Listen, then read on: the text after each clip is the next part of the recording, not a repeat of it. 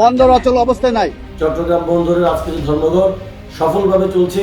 চট্টগ্রাম বন্দরের চেয়ারম্যান ও শ্রমিক নেতাদের পাল্টাপাল্টি দাবিতে চলছে বন্দরের কার্যক্রম। চট্টগ্রাম বন্দরে কোনো ধর্মঘটের অস্তিত্ব নেই বলে সাংবাদিকদের জানিয়েছেন বন্দর chairman rear admiral SM. Moniruzzaman. তবে শ্রমিক নেতারা বলছেন সফলভাবেই তাদের কর্মসূচি পালন করা হচ্ছে। চট্টগ্রাম বন্দরের নিউমোরিং কন্টেইনার টার্মিনাল এনসিটি ইজারাকে কেন্দ্র করে রবিবার সকাল ৮টা থেকে অনির্দিষ্টকালের কর্মবিরতি শুরু করেন শ্রমিকরা। ভিডিও বার্তায় শ্রমিক নেতারা দাবি করেন বন্দরের শ্রমিক কর্মচারীরা সফলভাবে কর্মসূচি পালন করছেন। আমাদের চূড়ান্ত বিজয় না হওয়া পর্যন্ত আমাদের আন্দোলন চলবে। চট্টগ্রাম বন্দরের আজকের ধর্মঘট সফলভাবে চলছে। চট্টগ্রাম বন্দরের অভ্যন্তরে এবং বাইরে সকল ক্ষেত্রে সকল শ্রমিক কর্মচারী আজকে ধর্মঘটে অংশগ্রহণ করে ধর্মঘটকে সফলভাবে এগিয়ে নিয়ে যাচ্ছে।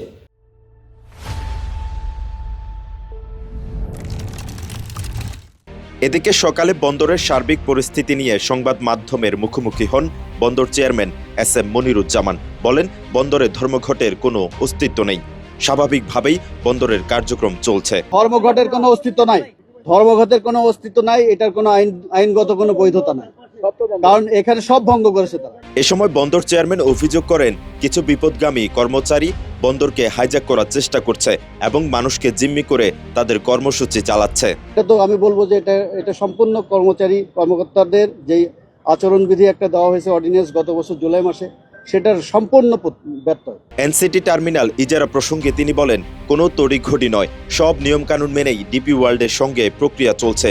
তবে পুরো প্রক্রিয়া সম্পন্ন করতে আরো সময় লাগবে বলেও উল্লেখ করেন তিনি। রাষ্ট্র আইন তার নিজের গতিতে চলে এবং রাষ্ট্র সেই আইন মোতাবেকই কাজ করছে। আমরা আইনকে শ্রদ্ধা করি, রেসপেক্ট করি। অন্যদিকে শ্রমিকদের অভিযোগ তাদের ভয়ভীতি দেখিয়ে কাজে যোগ দিতে বাধ্য করা হচ্ছে। আন্দোলনকারীদের কয়েকজনকে আটকের অভিযোগও তুলেছেন তারা। চেয়ারম্যান আইনশৃঙ্খলা বাহিনীকে দিয়ে বিভিন্নভাবে প্রেসার করিয়ে বন্দর চালানোর চেষ্টা করতেছে। চট্টগ্রাম বন্দরের এনসিটি টার্মিনাল ডিপি ওয়ার্ল্ডকে ইজারা দেওয়ার প্রতিবাদে গত 1 বছর ধরে বিভিন্ন সংগঠন কর্মসূচি পালন করে আসছে। সবশেষ বন্দর রক্ষা সংগ্রাম পরিষদের ব্যানারে প্রথম 8 ঘণ্টা করে কর্মবিরতি পালন করা হয়। পরবর্তীতে তা অনির্দিষ্টকালের কর্মবিরতিতে রূপ নেয়। মেহরাজ হোসেন, কালের কণ্ঠ, চট্টগ্রাম।